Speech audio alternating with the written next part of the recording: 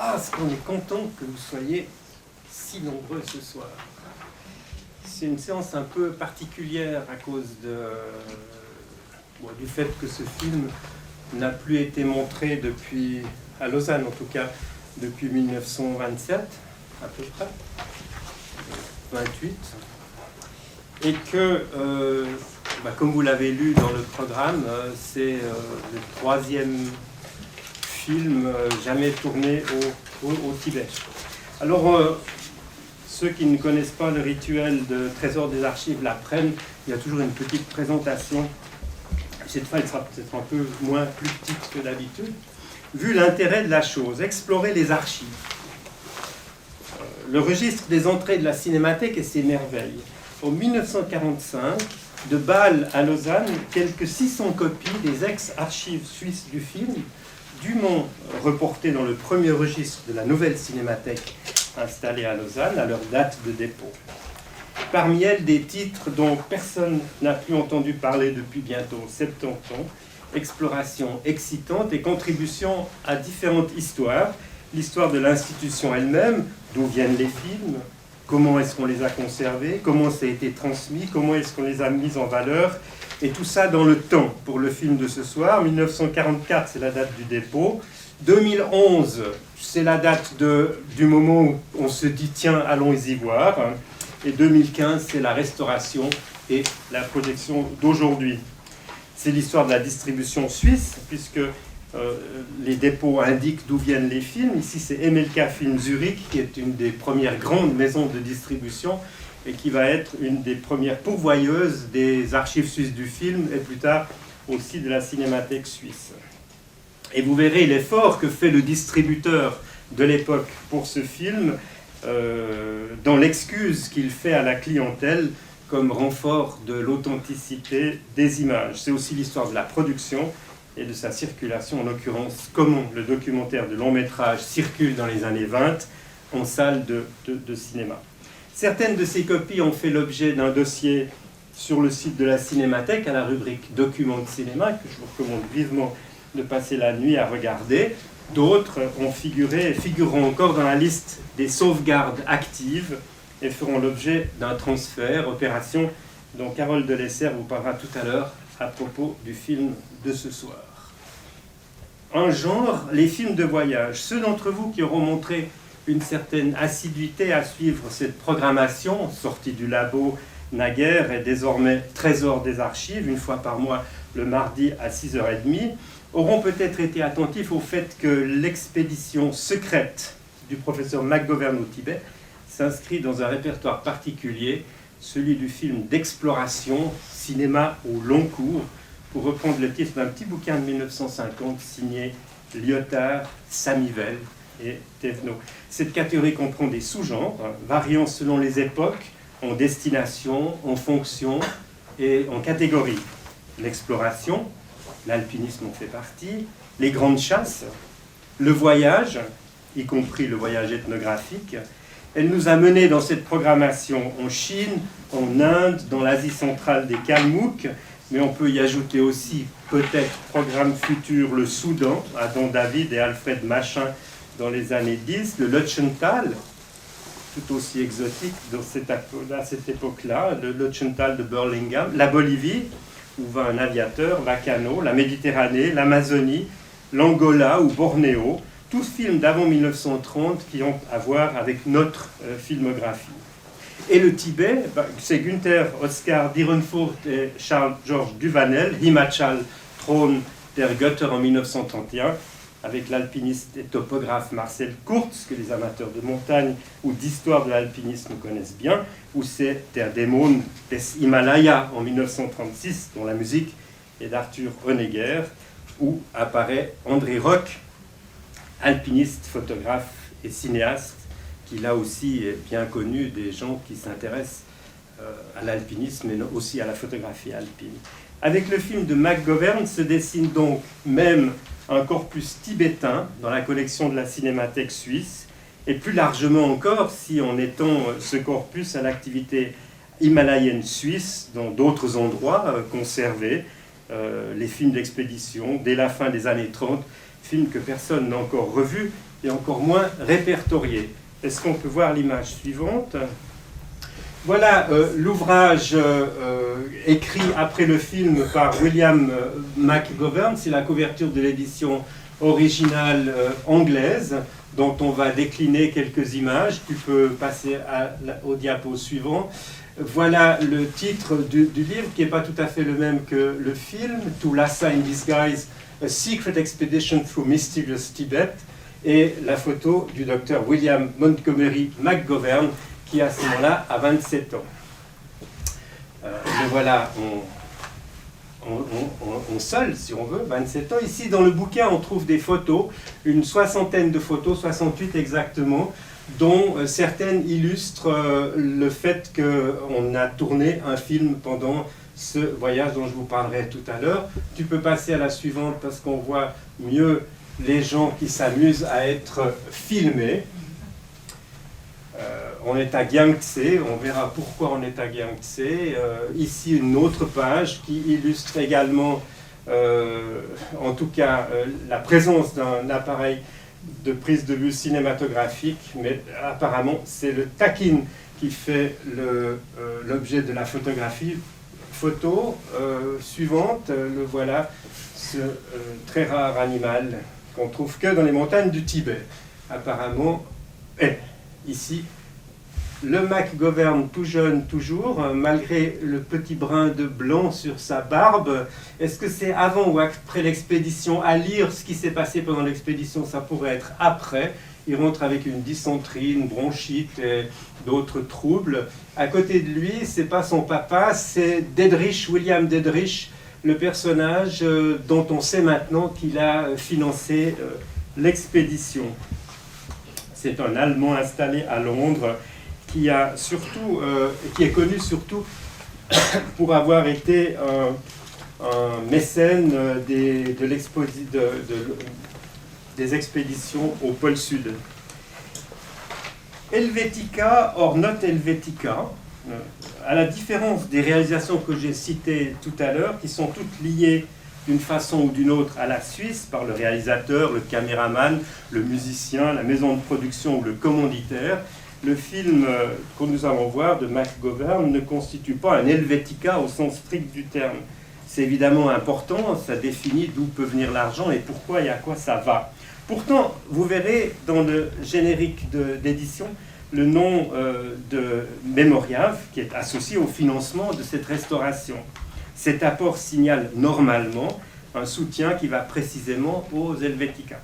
C'est qu'il y a le normal et l'exceptionnel. En l'occurrence, 3 critères sont entrés en jeu pour qu'on considère ce film comme pouvant appartenir à cette catégorie subventionnable, ce que n'est pas Citizen Kane d'Orson Welles par exemple. La copie qui a servi à ce que vous allez voir ce soir est une copie de distribution suisse, adaptée, ou du moins traduite en français et en allemand, carton de générique et carton d'intertitre, pour son exploitation sur le marché suisse. Deuxièmement, ce film a fait l'objet d'une réception critique, modestement documentée pour le moment, mais enfin, il y a une attestation, un article à Genève de William Bernard, il y a un article dans un journal lausannois, la Tribune de Lausanne, et il y a des réflexions sur le documentaire et le film de voyage qui partent de l'idée que Maurice Porta, qui les fait, a vu le film. Il a fait... de la part de William Bernard, l'objet d'une critique un peu goguenarde, vous l'avez sur votre feuillet, c'est le premier texte qui vous a été distribué. Et enfin, puisque c'est un film anglais, last but not least, cette copie semble être unique au monde, ce qui ne constitue pas un mince apport à des archives qui recueillent des productions de partout, principalement au terme de leur existence commerciale sur le territoire national. Je parlais évidemment de la Cinémathèque. Cette copie unique au monde, c'est Carole Delessert, restauratrice, conservatrice au secteur conservation et restauration film, c'est comme ça que ça s'appelle, qui en a pris soin. Elle va vous dire comment. Image. Carole. Oui. Voilà. Mais en fait, ça, c'était... c'est une des premières images qui est d'ailleurs fantastique. On voit le film tel qu'il était quand on a sorti de la boîte. Oui, ben pardon, je vais me tourner du bon côté. C'est le film tel qu'il était quand je l'ai sorti de la boîte, en fait. Et c'est assez marrant parce que là, on voit qu'il est orange. Et c'est le simple fait d'avoir de la pellicule nitrate teintée et enroulée sur elle-même. Parce qu'on verra par la suite que l'orange n'a rien à voir avec ce film. Au contraire, la teinte est plutôt dans les roses. Donc, à l'origine, on était en présence d'une copie nitrate donc, de 1924 qui était en noir et blanc avec des plans qui étaient teintés donc, ou des plans avec un virage qui amène une coloration en fait, mais qui est différente du teintage. Il y a toujours une certaine affection, si je puis dire, par rapport à ce film, dans le sens où c'est un film qui nous a toujours beaucoup plu, qui est esthétiquement très beau. Donc, moi, j'ai eu la chance de travailler là-dessus. C'était quand même c'était un grand moment par rapport à ça. Dans un premier temps, le film était il a beaucoup tourné, donc il était passablement dégradé. Là, on le voit très bien. Il manque les perforations. Il y avait des déchirures, il y avait des collures ouvertes. Donc, dans un premier temps, on doit refaire une mise en état mécanique du matériel pour qu'après, il puisse être manipulé par les gens du laboratoire pour faire des essais avant de faire les tirages, pour qu'il n'y ait pas de dégâts supplémentaires. C'est un travail qui est très long, très minutieux, et pour ce film, c'était presque une chance, c'est qu'il a pu être fait en interne à la Cinémathèque. Exceptionnellement, on a pu avoir le temps de faire ce travail. Par la suite, on a choisi un laboratoire qui pouvait nous aider pour la restauration. On est allé à Joinville-le-Pont, chez Digimage, et on leur a demandé en fait, de nous faire une proposition pour une bonne restitution de cette copie. Et on avait le choix entre 4 techniques, 3 sont photochimiques. Bon, il y a des différences de pellicule, de reproduction de couleur. Une, on fait que de reproduire en fait, la couleur sur une pellicule couleur. Et 2 techniques consistent à reproduire les couleurs par un pré-flashage en fait, de la couleur. C'est le procédé d'Esmet pour ceux qui ont déjà entendu.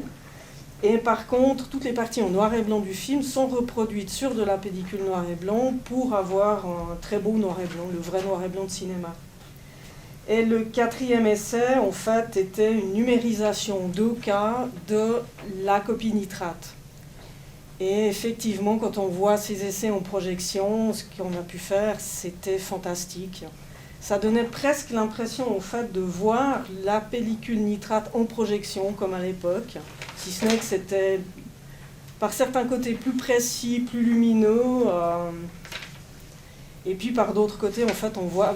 le problème aussi, c'est qu'on voit tous les dégâts et tous les défauts de la pellicule.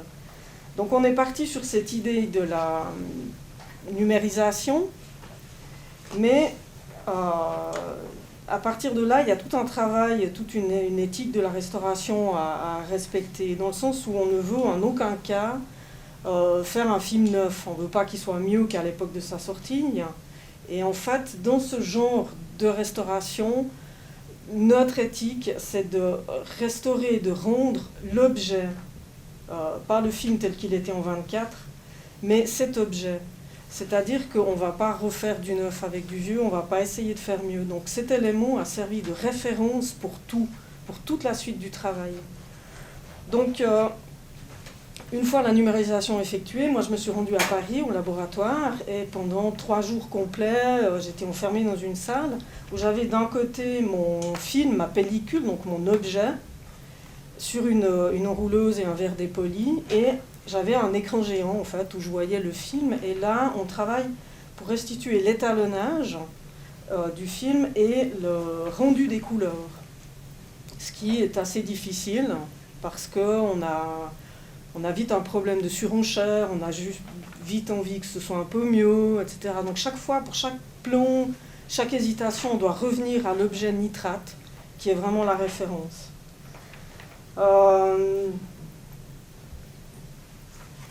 Le défaut aussi, et là ça c'est un point qui est aussi très précis pour la Cinémathèque, je l'ai un peu déjà dit, c'est qu'effectivement on ne va pas faire du neuf. Donc on va reprendre les défauts, les problèmes de cet élément nitrate, ce qui fait que vous allez voir une parfaite reproduction d'une copie de 24 ayant vécu jusqu'à 2015. Vous n'allez pas voir un film, j'avais un peu comme exemple Le Salaire de la peur qui a été diffusé il y a quelques jours, hein, qui est un film qui a été tellement nettoyé, ripolliné, enfin voilà, ils ont fait un film neuf et en fait pour nous c'est un film qui est plat, qui n'est pas du tout dans notre éthique de la restauration. Alors ça peut vous paraître frappant de voir maintenant un film qui n'est pas beau, pas parfait, mais c'est effectivement notre volonté, en fait, de ne pas faire du neuf. Donc j'espère que ça vous conviendra quand même. Encore une chose importante, le travail en numérique se fait maintenant pour beaucoup de choses, mais nous avons comme politique de toujours faire une sauvegarde sur pellicule. Donc en fait, après le scan, il y a un retour sur pellicule, là en l'occurrence c'était après les travaux de choix de couleur, il y a un retour sur pellicule, un shoot sur pellicule qui est fait, sur pellicule couleur, pour la sauvegarde à long terme de cet élément. Et pour ce film, il y a eu en plus une copie 35 mm qu'on ne peut pas vous montrer parce qu'elle ne sert pas à ça, c'est une copie une couleur, mais qui permet de contrôler, en fait, d'avoir un contrôle positif de la sauvegarde qui, elle, est en négatif. Mais enfin, s'il y a plus de questions, je réponds volontiers plus tard. Et je pense que pour moi, c'est tout. Ça fait partie des choses extrêmement belles, mais on ne va pas traîner en bas. Ça fait partie des choses extrêmement belles qu'on rencontre sur des copies nitrates de cette époque-là. C'est en fait un mélange de deux techniques de coloration. C'est un virage bleu sur un teintage rouge, et ça donne une image très particulière et qui n'est pas forcément facile à reproduire. Mais c'est quelque chose de particulièrement beau, en fait. Les deux dernières images, c'est un cadeau pour Carole, qui a bossé tellement longtemps sur ce film, et je suis sûr que c'est deux images qui sont dans un rapport affectif particulier.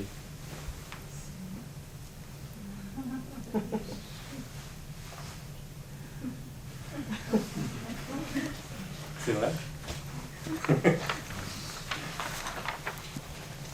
Alors, les premières images cinématographiques du Tibet sont évidemment occidentales. Elles datent de la première moitié des années 20 et se rattachent aux expéditions himalayennes anglaises, combinées aux intérêts diplomatico-stratégiques de l'Empire britannique entre Russie et Chine, le Tibet étant devenu autonome, je le rappelle, en 1912.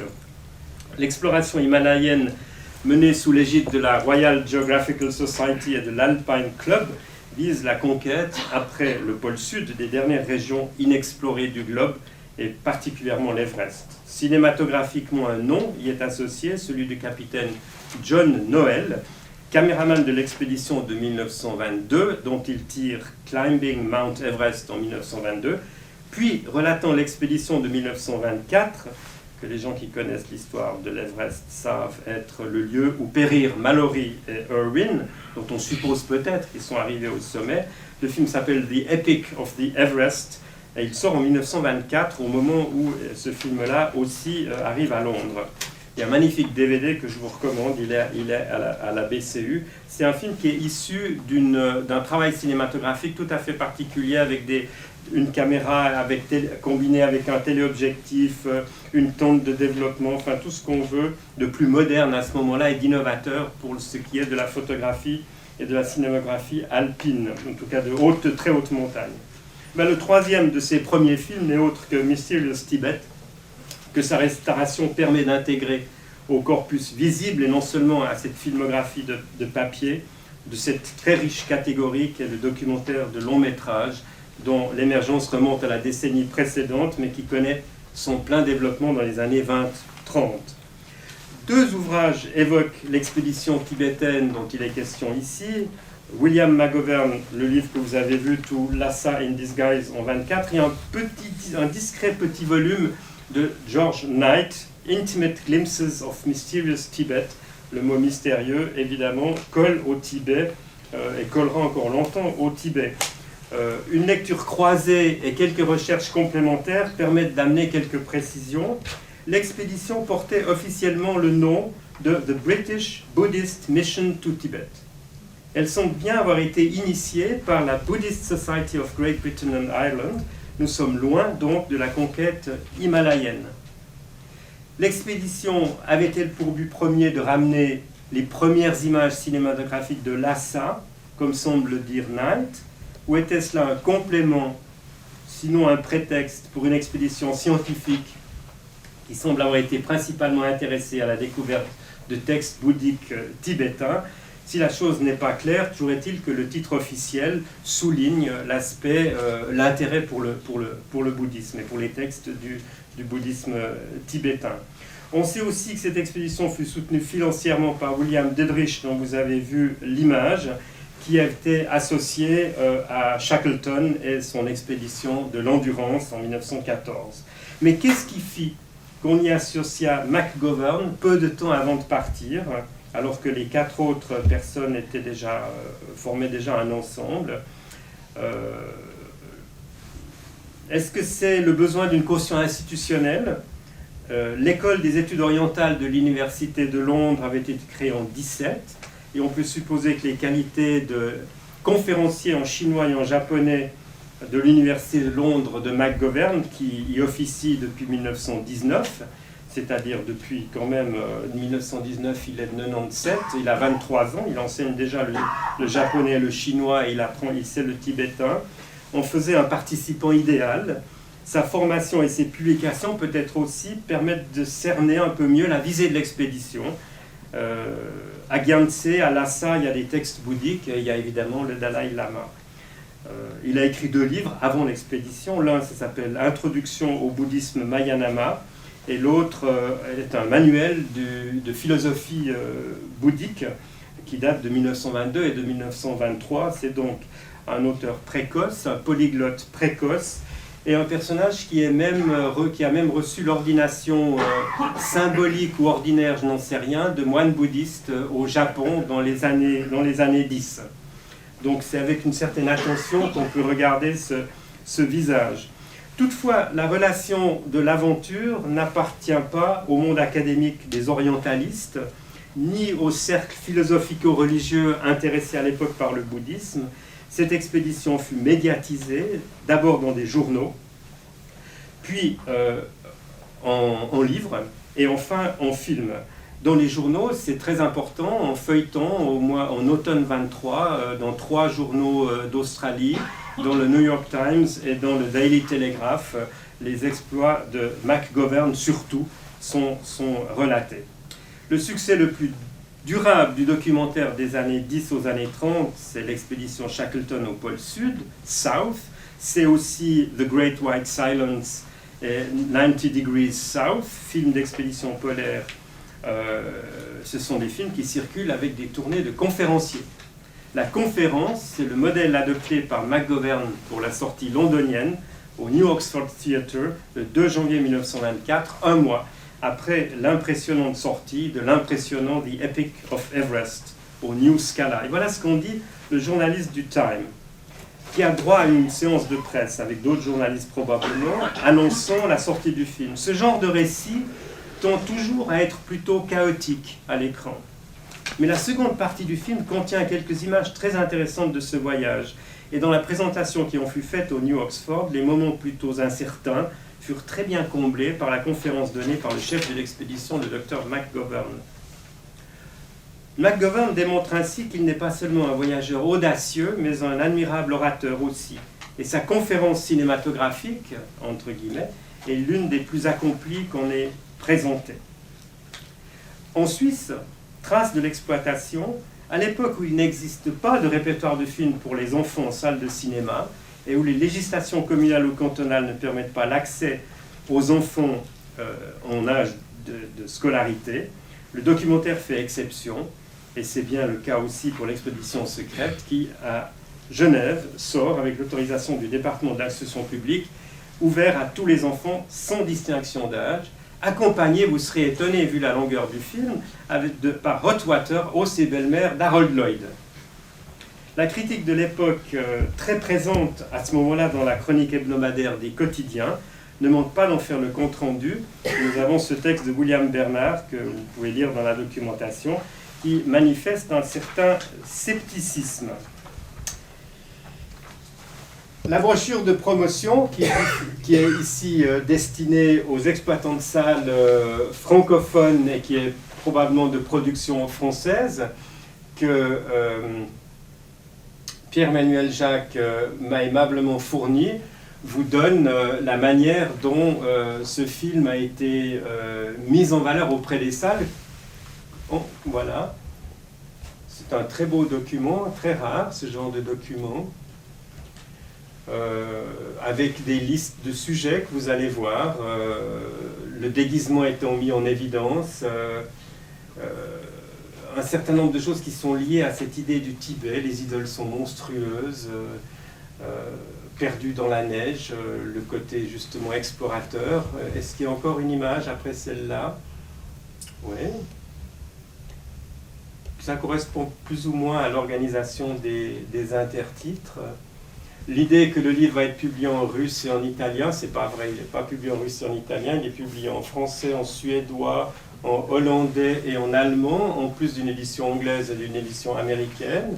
L'image suivante, où on peut l'acheter. L'image suivante. Et des photos qui viennent de ce que Macpherson a produit dans son bouquin. Je crois que c'est la dernière. La dernière est évidemment celle-là, qui est, tout à l'heure, il était en train de se grimer, là, il est grimé, et ça m'amènera à la conclusion. Souvent, le documentaire passe pour du réel, et plus les images datent, plus cette illusion s'accentue.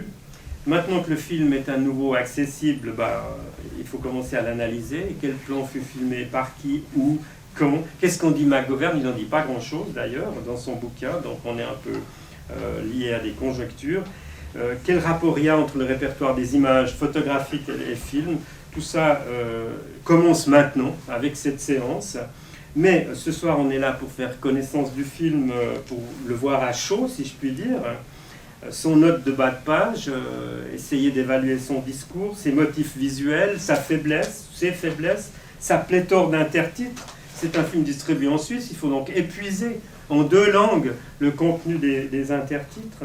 C'est un film tourné, contrairement aux expéditions himalayennes, avec une caméra 35 seulement, apparemment très ordinaire, rien de cet équipement abondant et techniquement dernier cri des expéditions contemporaines, sur une pellicule orthochromatique dans des conditions de prise de vue parfois particulières, imperfection dont vous verrez que le distributeur la met au seul compte de la clandestinité des prises, comme l'élégante clientèle que vous êtes le lira dans l'avertissement liminaire aimablement fait par la direction. Le film qui va vous être présent, enfin non, vous le verrez, je ne vous lis pas, réparé, restitué dans ses teintes et ses virages, mais pas lissé, comme vous l'avez entendu de la part de Carole de Nesser, c'est-à-dire avec la patine de l'usure due à l'usage et au stockage. Nous savons que la construction colonialiste ou romantique, expédition secrète, Mysterious Tibet, ne constitue plus notre horizon de compréhension, mais nous allons devoir nous souvenir qu'elles informent bien évidemment le film de McGovern. Voici d'ailleurs ce qu'il dit lui-même avoir répondu à un ministre du Conseil à Lhasa, qu'il interrogeait sur son désir de se rendre dans la cité dite interdite. Il m'était impossible de lui faire comprendre tout le plaisir qu'il y a d'entreprendre un voyage plein d'aventures et de dangers. Lui aurais-je parlé de recherche anthropologique qui m'aurait jugé fou? Je lui répondis donc que c'était ma soif de connaissance du bouddhisme qui m'avait poussé à tout risquer pour venir à Lhasa, voir à la source de la sagesse. Spectateurs et auditeurs, nous verrons ce qu'Enrico Camponovo, qui est un spectateur enthousiaste des films documentaires et un accompagnateur aussi résistant qu'expressif, suggérera sur son instrument accordé ce matin. Bonne séance.